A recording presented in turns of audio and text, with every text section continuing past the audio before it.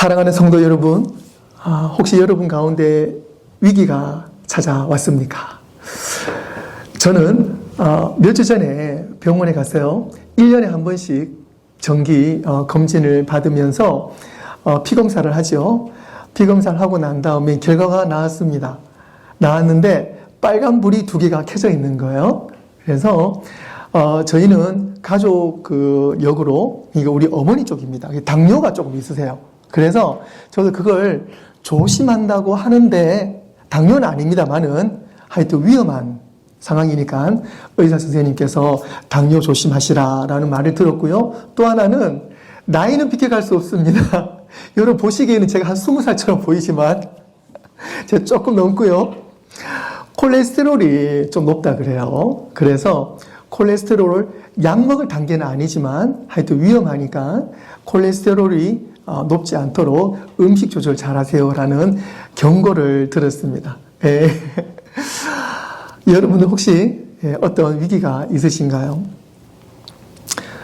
개인적으로는 우리가 건강의 위기, 또 재정의 위기, 또 관계의 위기, 또 미래에 대한 어떤 불안함의 위기를 우리는 사람마다 또 겪게 됩니다. 또 사회 전반적으로는요, 경제, 그리고 전쟁의 위기, 요즘에는 AI의 위기, 그 다음에 불확실성에 대한 미래, 이런 것들이 우리의 입술과 단어에서 종종 오르고 있습니다.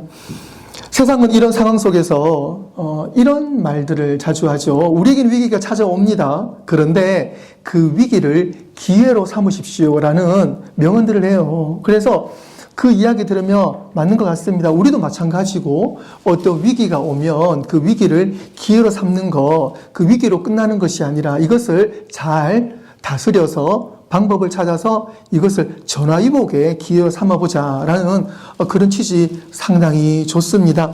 실제로 우리 주변에도 그런 훌륭하신 분들이 많이 계시죠. 예를 들어 우리가 잘 아는 몇몇 분만 제가 말씀드리겠습니다. 스티브 잡스 같은 경우에도 본인이 애플을 창업을 했어요. 그래서 본인 가라지에서 친구들과 함께 애플을 창업을 했는데 나중에는요, 본인이 세운 회사에서 쫓겨납니다.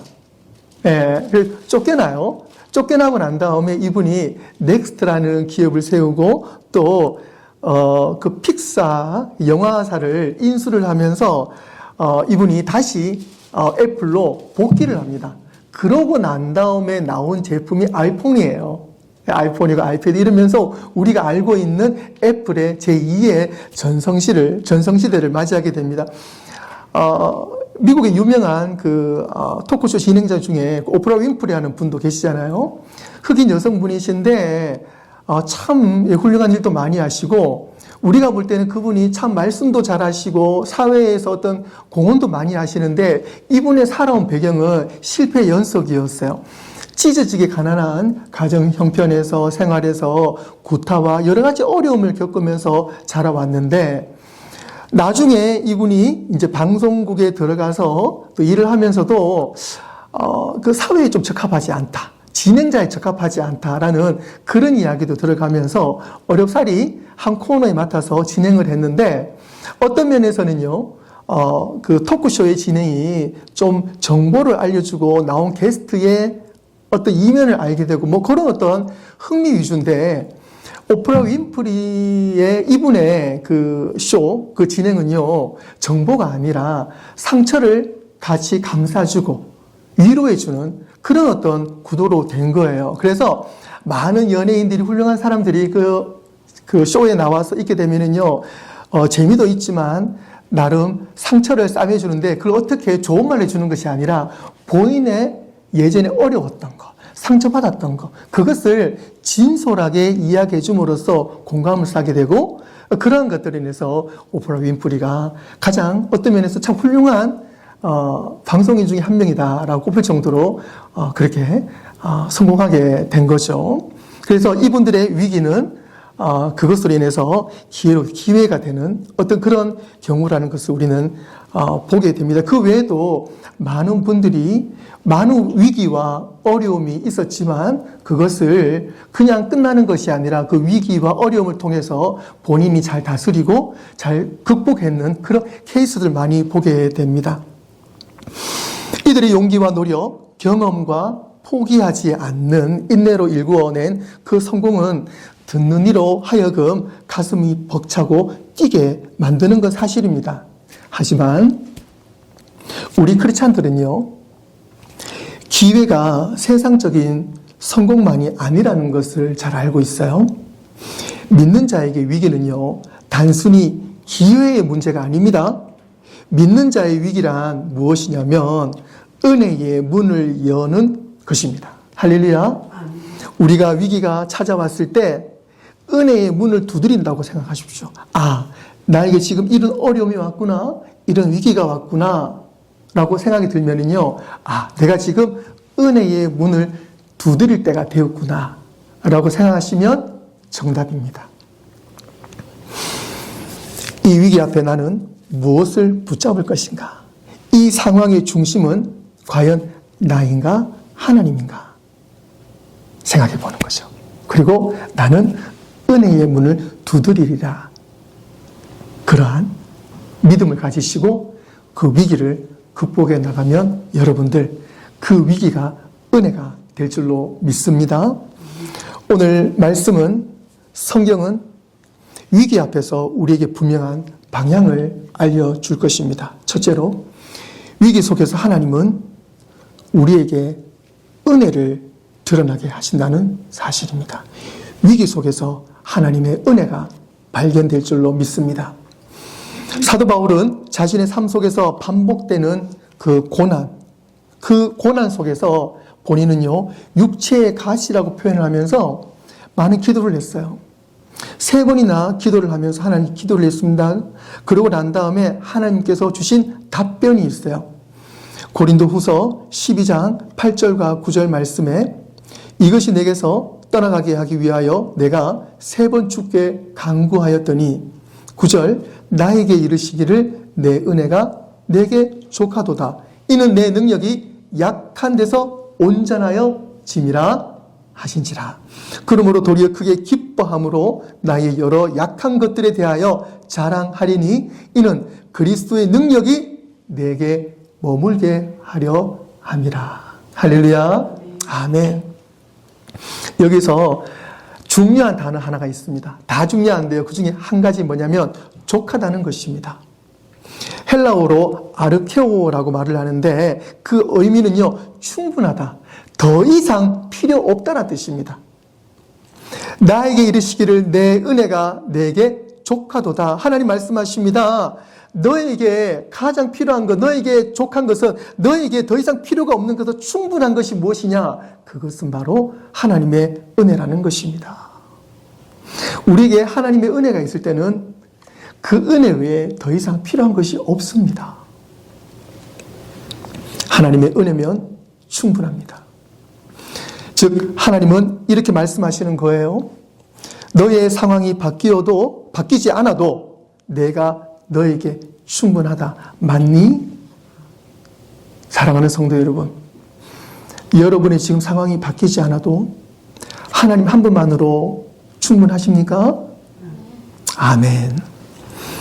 여기서 믿음을 발견하게 되는 것입니다.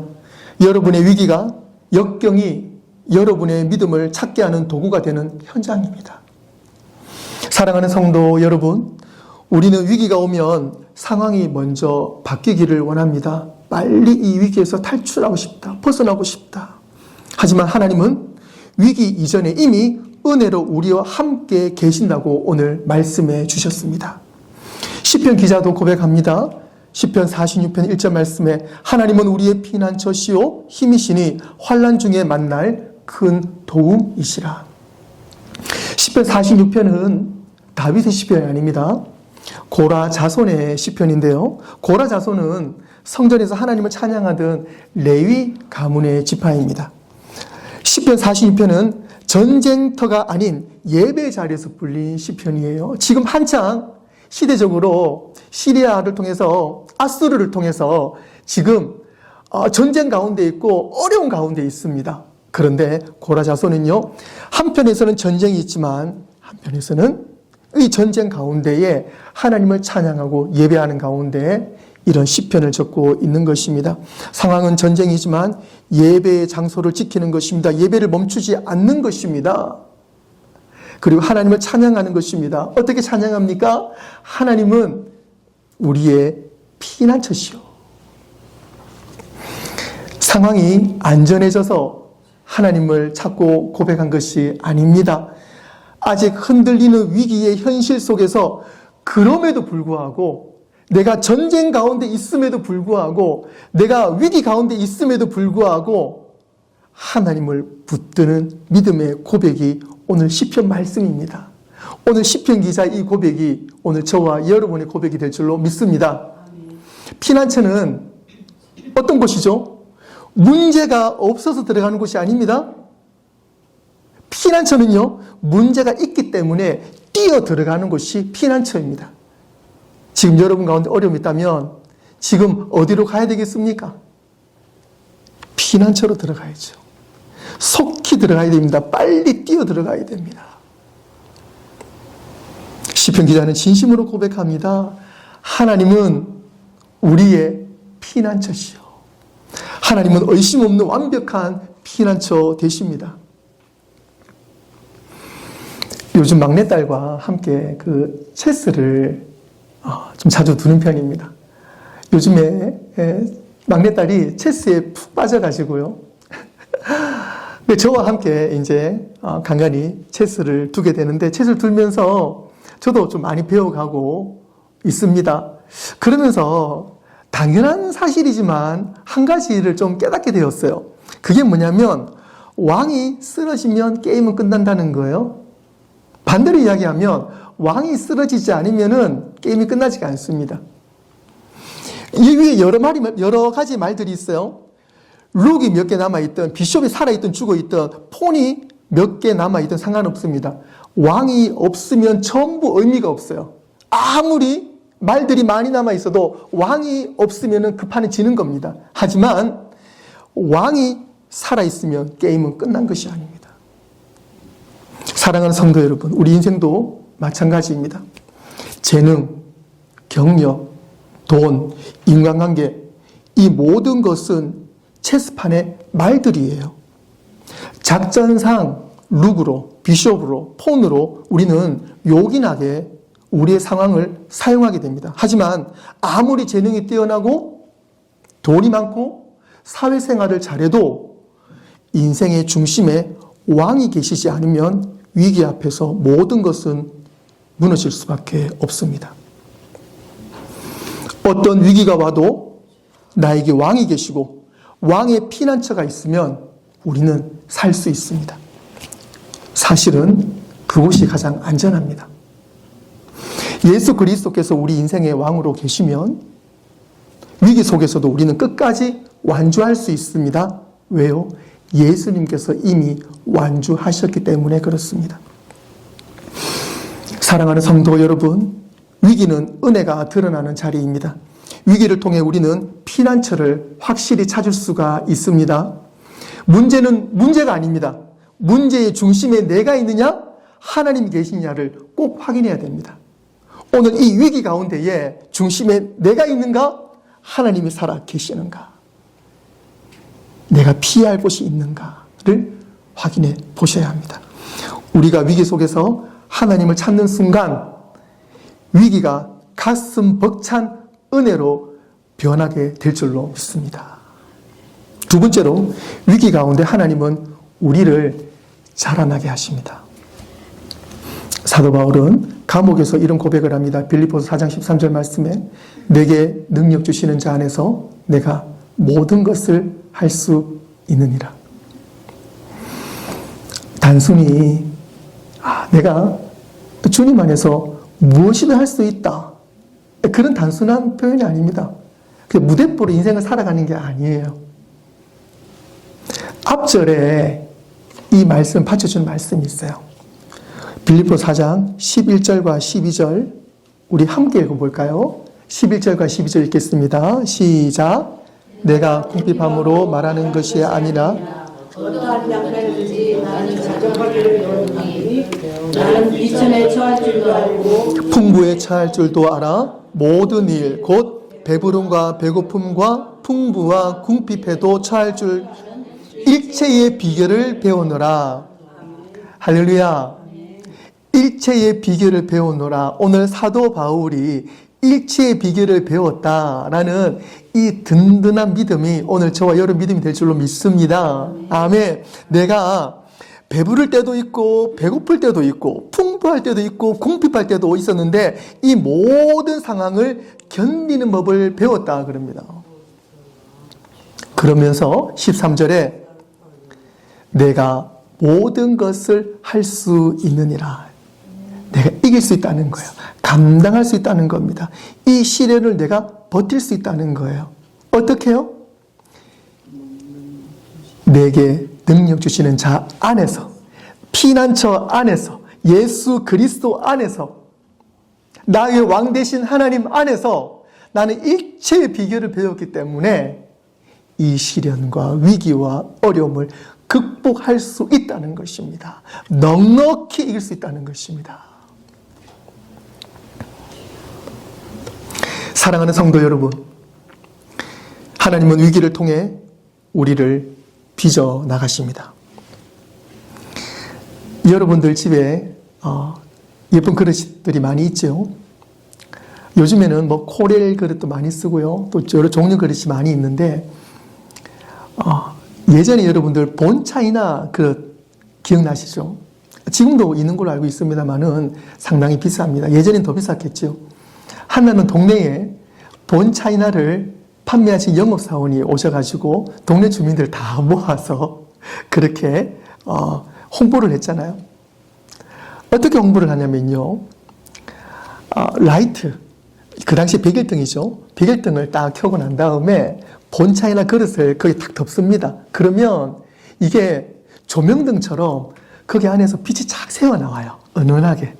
그리고 그 본차이나 그릇을 딱 들고는요, 손으로 탕 칩니다. 그러면은 소리가 땡 그러면서 아주 은은한 소리가 나면서 일반 그릇과 다릅니다. 이것이 본차이나입니다. 본차이나는 또 잘 깨지지도 않습니다. 라고 그렇게 홍보를 하면서 그 본차이나가 다들 한 가정에 하나씩 있었던 걸로 기억을 합니다. 저희 집에도 있었고요. 그런데 여러분, 본차이나는 그냥 만들어지는 게 아니에요. 일반적인 토기 그릇이랑 본차이나가 있지 않습니까? 본차이나는요, 그게 영어에서 나왔는지 모르겠습니다만은, 어쨌든 본차이나를 어떻게 만들어지는지 제가 한번 조사를 해보니까, 소뼈를 넣더라고요. 예. 그 그릇을 만드는데, 소뼈를 넣어가지고, 여러 차례 소성, 그러니까 뜨거운 불로 여러 차례 그 그릇을 달구고 씻고 하는 그 작업을 거친다 그래요. 그래서 이 본차이나는 얇으면서도 튼튼한 그런 그릇으로 탄생하는 것이죠. 반면에 일반 토기 그릇은 소성 작업을 한 번만 한다 그래요. 그리고 본차이나가 1,몇백 동가 정도를 한다 그러면 요거보다는 좀 낮은 온도에서 그릇을 구워내는 거죠. 그러니까 본차이나는 어렵게 만들어지는 거고요. 하지만 그만큼 귀한 그릇이 되는 거고, 일반 그릇은 한 번만 소성을 하면서 좀 투박하고 두꺼운데 좀 쉽게 깨어지는 어떤 그런 차이가 있는 거죠. 사랑하는 성도 여러분, 우리 인생도 마찬가지인 것 같습니다. 우리가 나는 왜 이런 어려움이 많이 찾아올까? 이런 위기가 많이 찾아올까? 라고 생각이 드신다면 그 어려운 가운데, 위기 가운데 하나님의 은혜가 있다고 생각하시면 여러분들은 본차이나입니다. 할렐루야.